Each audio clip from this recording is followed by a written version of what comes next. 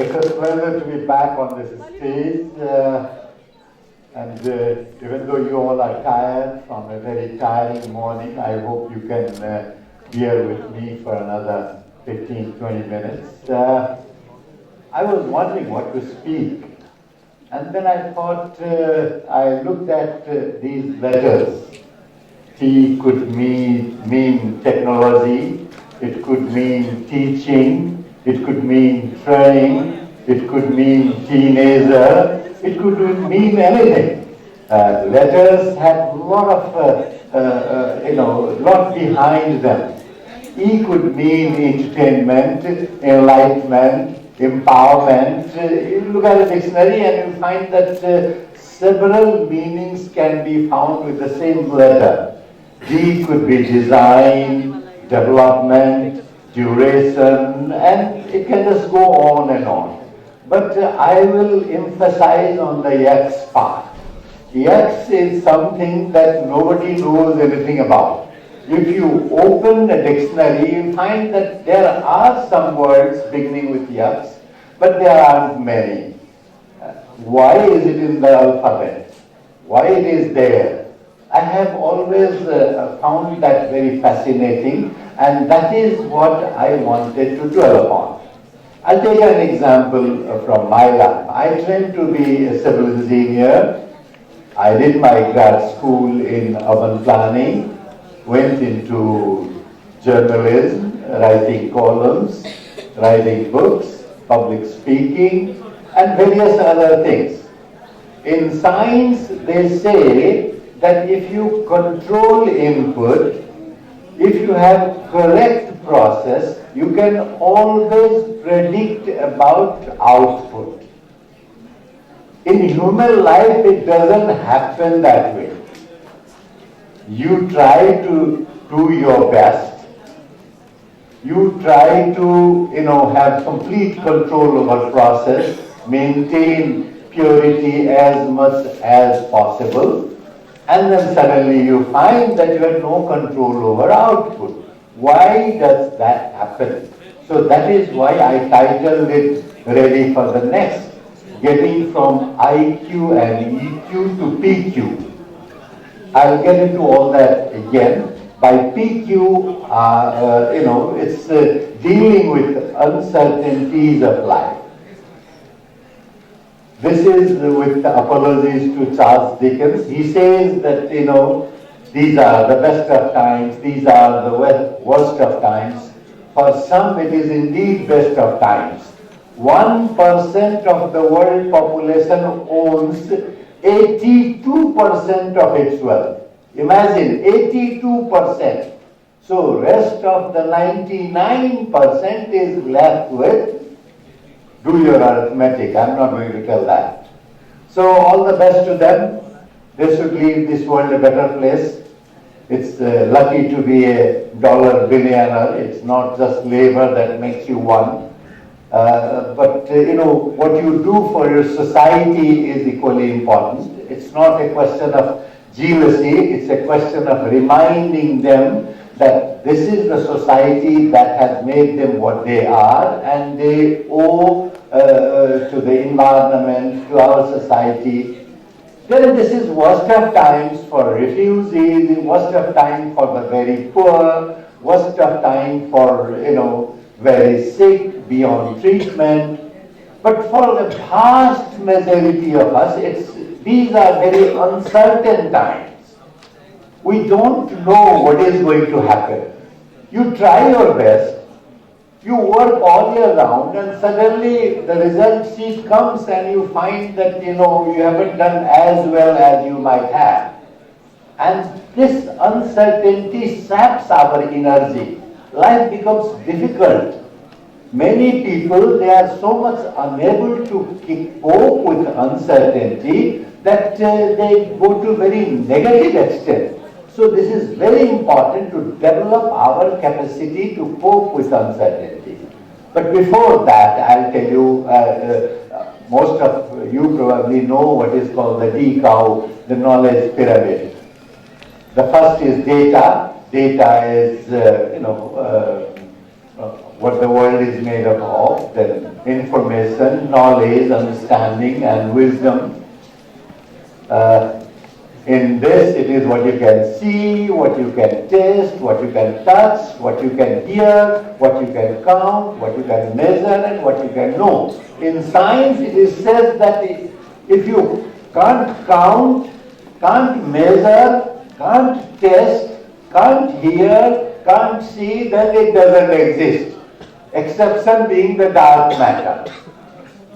Because the scientists have not been able to, come up with an explanation for that. So these are what is called intelligence quotient. It is a matter of head, what we think, what we have been taught to think. And there are ways to define intelligence quotient, ways to measure it, and employers use it, the IQ measure, to hire or not hire someone in making decisions. Emotional quotient is also very important. It concerns the heart. It is about our experiences. It is about comparison with our experience, others' experience. It is about relationships. It is about empathy. It is about sympathy. This emotional quotient has become very important in times of uncertainty, and it is being said that unless you have empathy, all your qualities become almost useless. This prudence quotient is a question of soul. IQ was of head, EQ was of heart, but soul we don't know, but it is very important.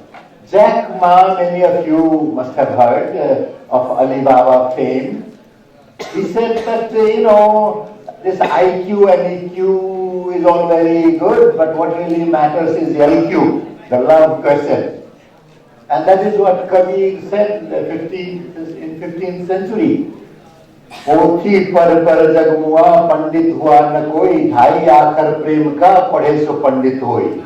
Tomes have been read, but the world has not survived. What will next the world survive is the other four-letter word, LOVE. So that is from where Jack Ma came up with yellow quotient. But that also is not sufficient. That is a necessary thing for prudence quotient, but that is not sufficient. We also need to know our place in this world. IQ makes her to fight or flight. If it is favorable, if we think it is competent, we fight. If not, we just run away. EQ is for fortitude. Afnota karma yastu, this is fated. So that EQ may lead to that. PQ is for forbearance, which is you of course tolerate the situation, but also try to change it. That's why this prudence quotient becomes important. When we talk of soul, then we are part of the universe. Earth itself in universe is a speck of dust of about 14-15 billion years, the universe. And what is the human being's life at most, or that of tortoise, or that of tree? So this kind of the existence is important. It's part of the world. It is, but it is also complete. So life is a celebration. Life is fun. No matter what is your status, what is your caste, what is your identity, what is your class, it is celebration. It is of faith that things will improve. It is of hope. About hope, there is a wonderful saying from Hadith in Islam. Now midi kufr hai. Not to have hope is seen. Hope is so elemental to human existence. Diversity. The world is so diverse. You see, you just pick up a leaf from a tree, and even though the tree is of a mango, no two leaves are exactly alike. tell a scientist to measure it to micromillimeter or meter to the power of minus 100 or whatever, 10 to the power of minus 100, it will not be equal. The color is not exact. We call all leaves green, like Birgunj being a green city with green lights on electric poles. So all greens are not green, you know, there are many shades to the green.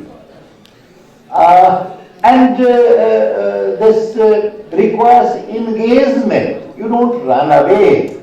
You engage with it. You try to understand each other, have a larger picture of the universe in mind, and then our place in it. Then it becomes a matter of soul, and that is what Prudence Quotient is all about.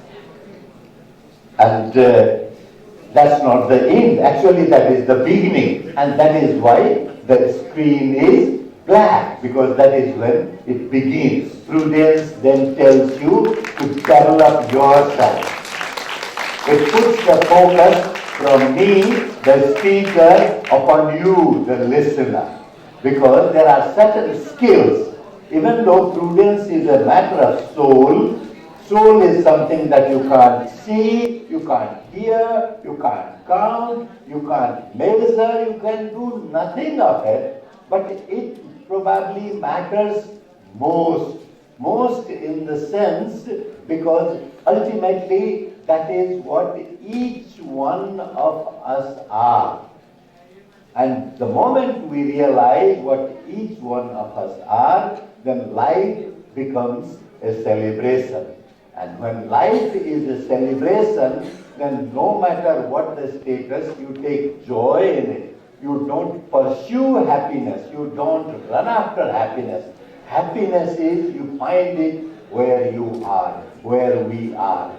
And then uncertainty becomes not just bearable, then uncertainty becomes natural. It's not telling that, you don't put importance on IQ. IQ is important. It's not that you don't pay attention to EQ. EQ is important. Along with those two, we must remember there is something called PQ, the Prudence Quotient. With that, I end my presentation here.